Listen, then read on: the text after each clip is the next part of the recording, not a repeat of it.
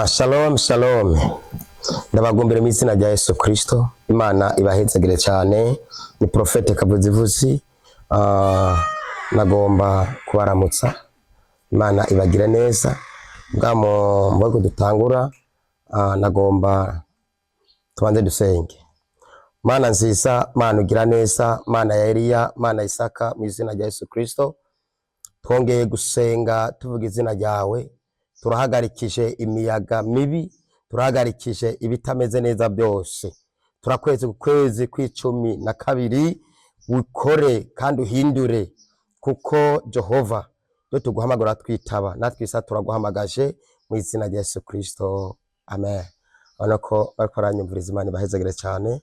Ku kwezi kw'icumi na kabiri kuze kurangira mwaki gitangaza c'Imana. Izere ko Imana iri kumwe nawe. Yari Prophet Kavuzivuzi.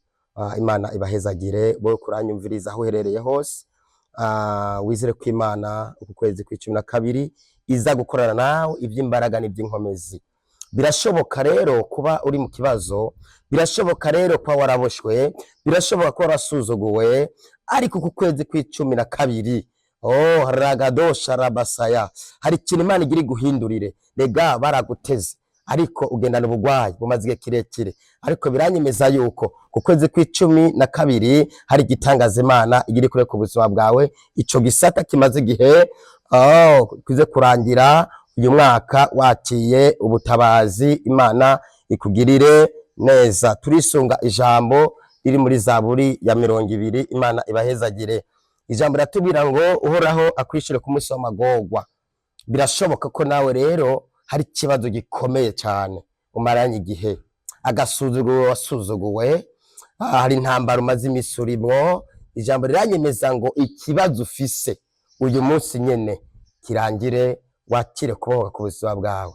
Ho bagutegeye Imana ikubohore.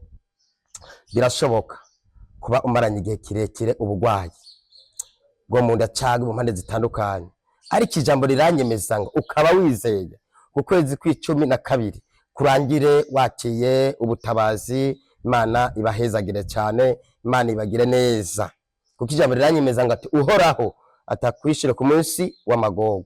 Nawe sinzi hari ibibazo umaranye igihe, hari ikibazo guhindura muri iri jambo, uze kurisoma, kandi umuntu wari wese w'ishiti yawe uze kurimurungikira aza kumva ugutabaga muri iri jambo. Imana ibahezagire. Shalom shalom.